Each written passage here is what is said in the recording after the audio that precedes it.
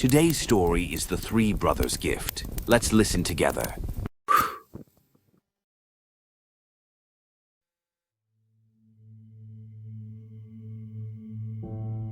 The email arrived at 2:47 a.m. when Yuna's laptop was supposed to be off. 6 months unemployed, 3 failed interviews. The eviction notice had given her 2 weeks.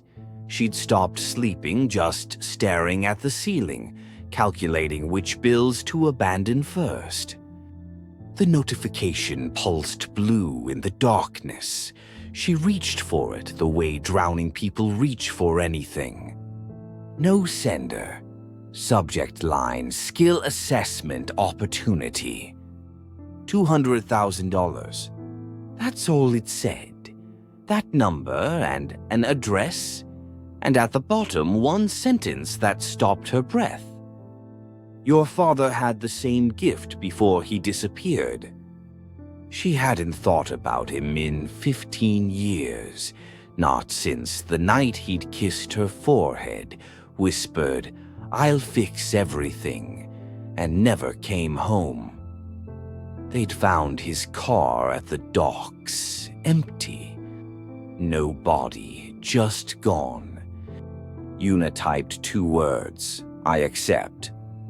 The warehouse looked abandoned, rust, broken windows, the kind of place where bad things happen to desperate people. 3 others waited by the door. A woman in her 40s, too still, like she'd already made peace with whatever came next. A man around 50, expensive watch on a starving wrist. A kid, 22 maybe, vibrating with fear. No one spoke. What was there to say? The man who emerged wore surgical scrubs gone gray with age. His smile was professional, practiced wrong. Thank you for coming. I'm Dr. Huang.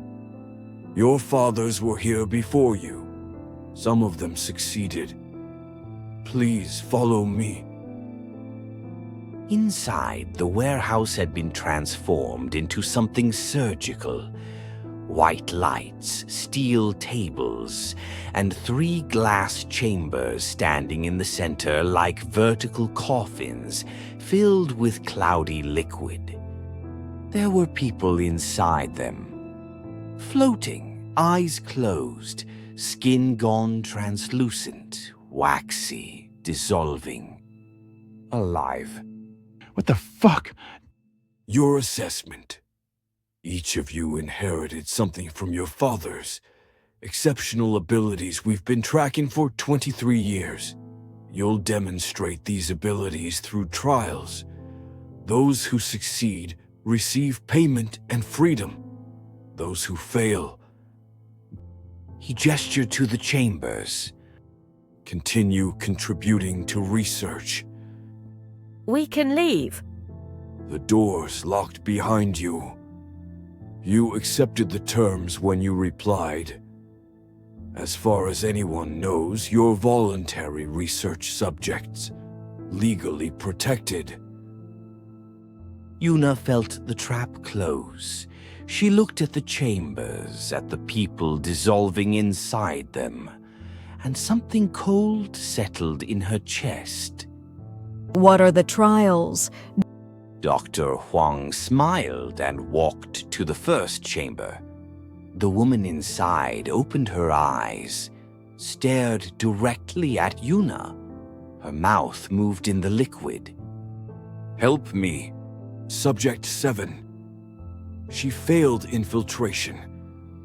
Tried to steal the test object, but triggered an alarm. She's been suspended for 9 days while we determine if her organs are still viable. He said it like he was discussing produce. Why are you doing this? Your fathers understood. We're identifying individuals with abilities that transcend human limitation. Building a catalog, your father could bypass any security system. Your father had perfect aim. and Yuna's father. He turned to her.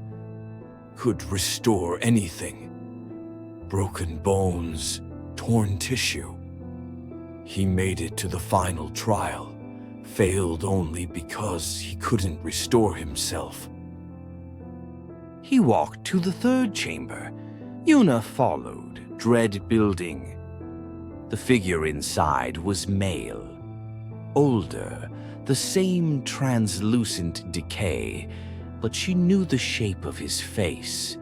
The scar on his forearm from when she was 7 and they'd gone hiking and he'd fallen.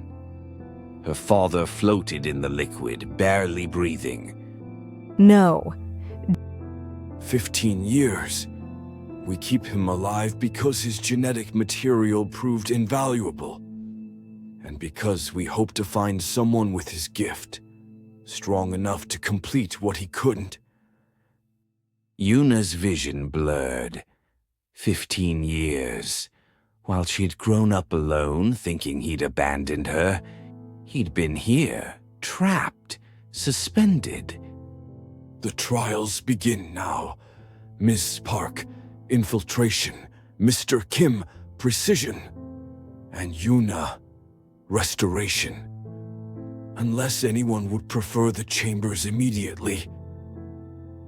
Silence. The young man looked like he might run. Dr. Huang's hand moved to his pocket. I can't.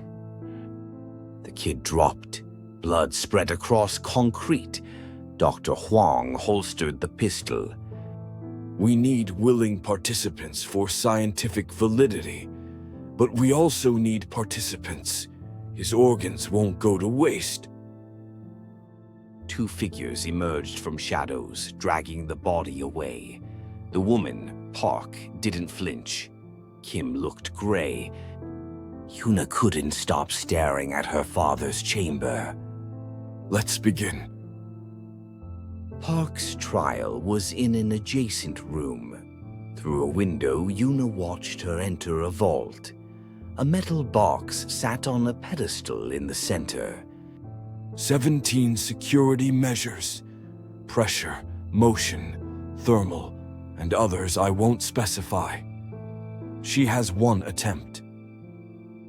Park moved like water, each step calculated.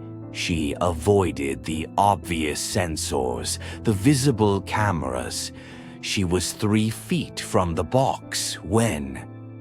Gas flooded the chamber. Park collapsed in seconds. Thermal sensors. Most people forget body heat. We'll add her to the collection in 10 minutes. He said it with the enthusiasm of a stamp collector.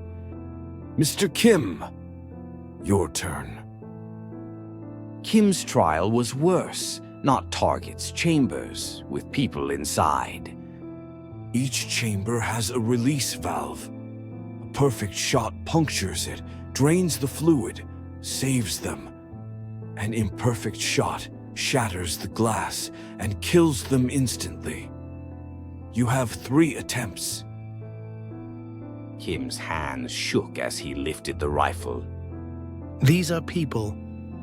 Previous failures. Consider this mercy. A perfect shot saves them. Anything else ends their suffering quickly. Elegant cruelty. Make the trial about salvation so failure becomes murder. The first chamber exploded, the person inside torn apart. Kim dropped the rifle. I can't. 2 more attempts, or we discuss your chamber. Kim picked up the rifle. Something switched off in his eyes. He became mechanical. Perfect. The valve punctured clean. Fluid drained. The person inside gasped, pulled free by assistance. Perfect again. 2 out of 3 saved. 66%. Above threshold. Congratulations, Mr. Kim. Your payment will transfer within the hour. Wait in the preparation room. Kim looked at Yuna as they led him away. His eyes said, "I'm sorry, I had no choice." Maybe none of them did. And then there was one. They brought her to a surgical theater, bright lights, steel tables, and on the operating table, a dog, golden retriever, but destroyed, not killed, systematically dismantled, organs removed, bones broken, skin flayed, every piece laid out with surgical precision. Your father made it this far. He restored it perfectly. Every organ, every bone, every nerve. It even lived for 3 minutes before cellular damage proved irreversible. The trial isn't just restoration. It's restoration that sustains. Life that continues. Yuna stared at the pieces. She was a graphic designer. She couldn't even keep houseplants alive. I don't know how. Your father said the same thing. Then his hands knew. Genetic memory. The question is whether yours is strong enough. She had no choice. The chambers were waiting.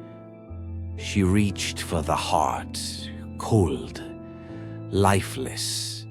Her fingers brushed the tissue. Something woke up inside her. Not knowledge, instinct. Her hands moved without thought. Heart into chest cavity, lungs, liver, kidneys, each piece fitting like a puzzle she'd solved 1,000 times. Her fingers stitched muscle with invisible thread, bones fused under her touch, skin sealed seamlessly. The dog took shape again, whole, perfect, but still dead. Almost there. Now the hard part. You've restored structure, but life requires something more, something your father couldn't provide. Yuna's hands hovered over the dog's chest. She could feel the shape of life, the pattern it should follow, but the spark wouldn't catch. She thought about her father, 15 years in that chamber, while she grew up thinking he'd abandoned her. The anger gave her focus. She pressed both hands against the dog's chest and pushed, not physically, deeper. She felt something drain from her, pour into the still body. The dog's chest heaved, its eyes opened, clear, aware. It stood, shaky, tail wagging. Alive. Remarkable. You transferred your own vitality to sustain it. Your father's gift, but stronger. Congratulations. Your payment. Let him go. I'm sorry. My father, you have proof the ability can be inherited. Let him go. Dr. Huang smiled. It didn't reach his eyes. Your father's genetic material is too valuable. But you're free to leave. The money will be in your account by morning. Yuna looked at the dog, still alive because she'd given it part of herself. Then at the scalpels on the surgical tray. She thought about Park dissolving, the kid shot without hesitation. The people Kim was forced to kill or save. Her father, trapped for 15 years. No, Excuse me. I said no. You don't get to keep him. You don't get to keep any of them. Dr. Huang's hand moved toward his pocket, toward the gun. Yuna was faster. She'd learned restoration. Now she understood destruction. She touched his wrist. 17 fractures, compound, bone through skin. His scream was inhuman. She touched his chest. His heart lost rhythm, stuttering. He collapsed, gasping. You wanted to see the gift? I can restore anything, which means I understand exactly how everything breaks. His assistants rushed forward. She touched each one, precise, surgical, fractures and ruptures and torn ligaments, nothing fatal, but enough.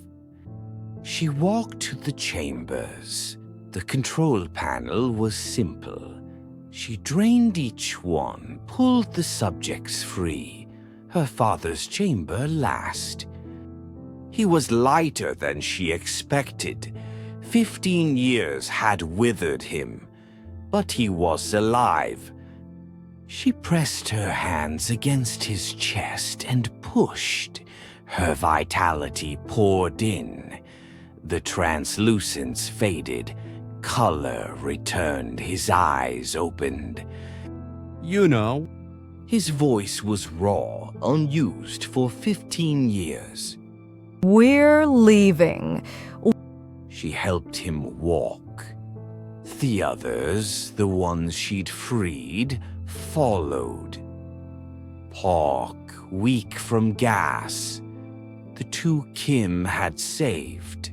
3 others she didn't recognize.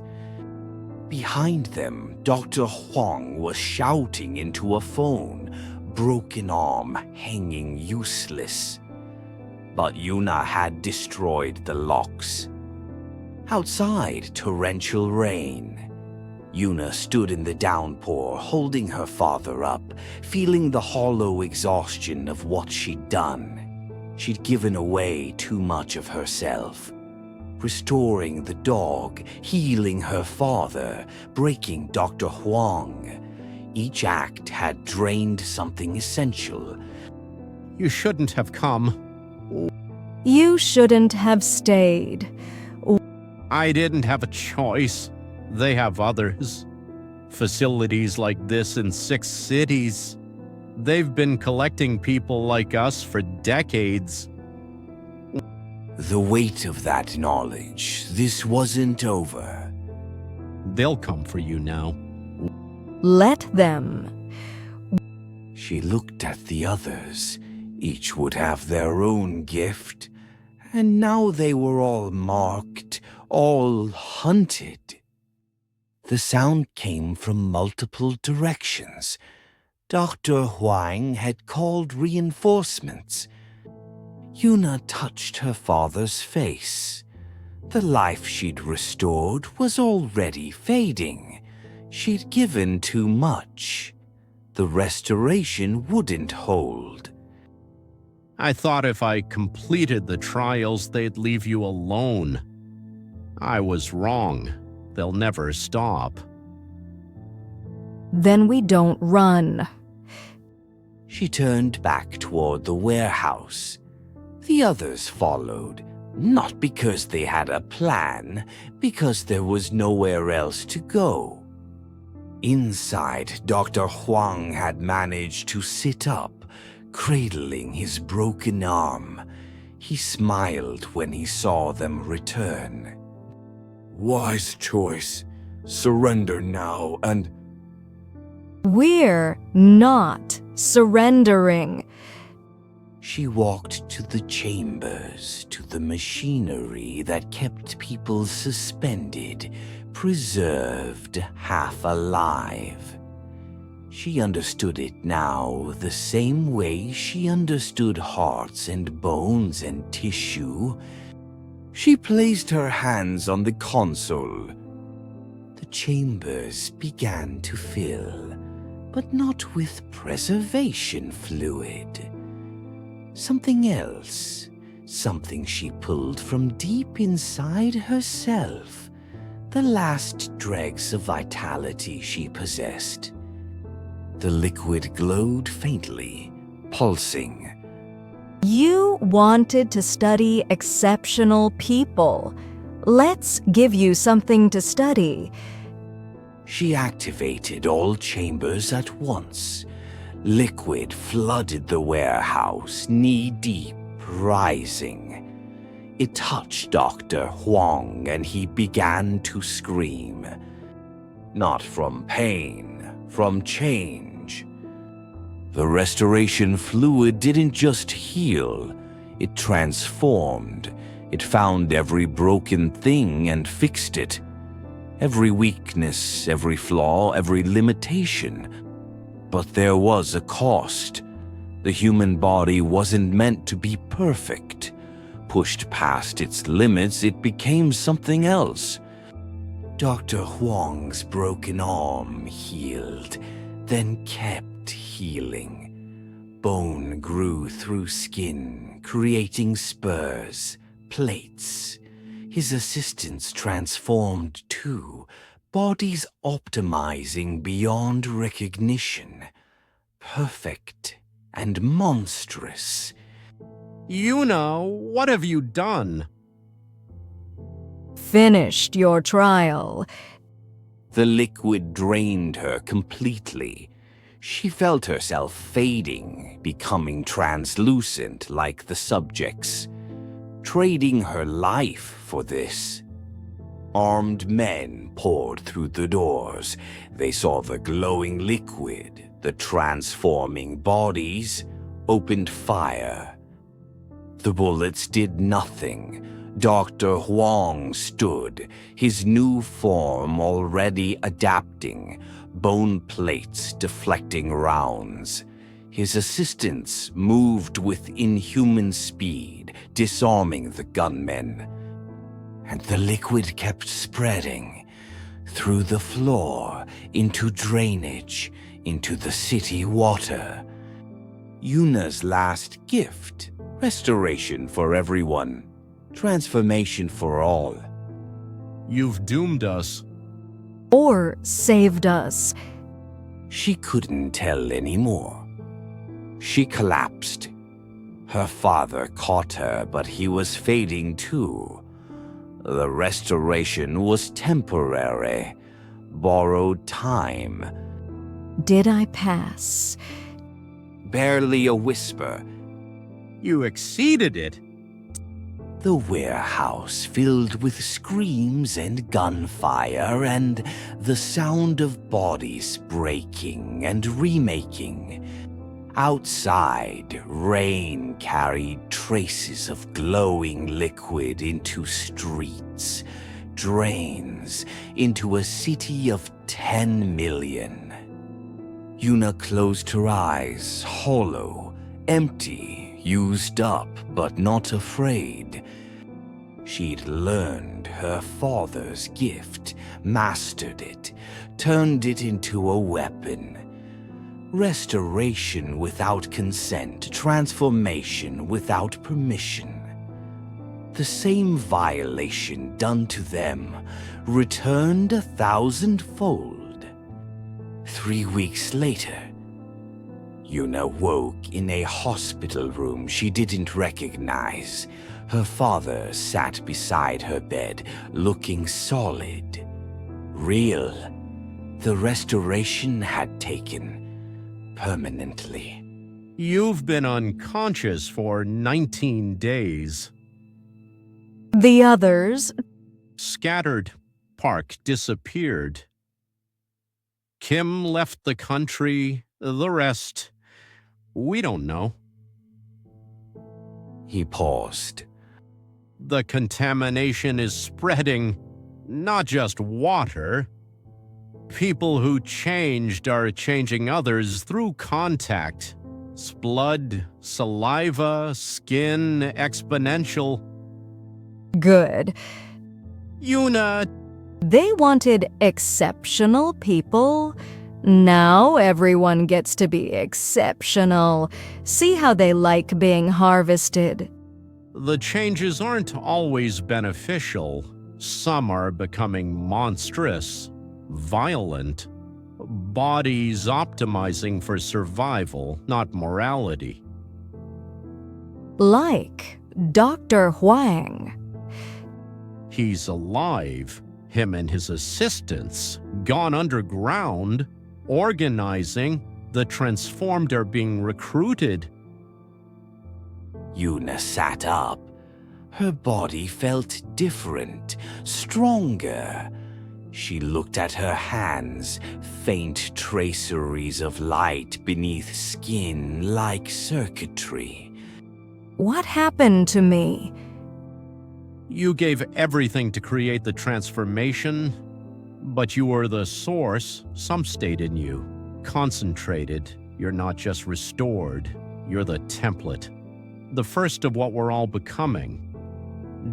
She walked to the window. Outside, the city looked normal, but she could see the signs, people moving too fast, shadows with wrong shapes, the subtle wrongness of a world being rewritten. A woman passed below. Yuna could see bone structures beneath her skin, optimized, reinforced. A man across the street had eyes that reflected light, like a cat's. Two children playing had synchronized movements, nervous systems connecting wirelessly. Humanity was evolving rapidly, uncontrollably, and it was her fault. They'll come for me. Everyone will. You're the source, the cure, and the cause. Dr. Huang wants to weaponize you. The government wants to study you. The transformed want to worship you. He placed a hand on her shoulder. I should have died in that warehouse, but you saved me, like you tried to save everyone. Problem is, not everyone wanted to be saved. They should have let us go. The glass fractured without anyone touching it. Yuna's stress manifesting physically, creation and destruction. She contained both now. A knock at the door. Her father tensed. We need to leave. Now. Where? Anywhere they can't find us. The door opened. Not hospital staff, men in suits with wrong proportions, early-stage transformations barely hidden. Ms. Yuna, Dr. Huang would like to speak with you. He has a proposal. Tell him I'm not interested. He anticipated that. He asked me to remind you there are others like you now, other sources, other templates, and not all of them share your restraint. The man's smile revealed too many teeth. Transformation optimizing predatory features. The world is changing. You started it. Dr. Huang is guiding it. You can either be part of that guidance or be left behind while evolution moves on without you. Yuna felt the power inside her. Concentrated restoration energy. She could unmake this man with a touch. Turn his optimization into decomposition. But what would that prove? That she was as monstrous as the people who'd trapped her father. I'll hear his proposal. Yuna, no! We need to know what we're fighting, and I'm done running. The man's smile widened. Inhuman. Excellent. Dr. Huang is eager to discuss the future of human evolution and your role in it. Yuna followed them out, her father close behind. The streets were crowded with the transformed, the changing the ones who didn't know yet. Her gift had spread like a virus, like a cure, like a plague. And somewhere in the industrial district, in a facility just like the one she'd destroyed, Dr. Huang was waiting, ready to offer her a choice between damnation and complicity, between being the source of transformation or the architect of extinction. Rain started falling as they drove through the city, and in every drop, Yuna could feel traces of what she'd created. Restoration without end, change without consent. The gift that kept giving, whether anyone wanted it or not,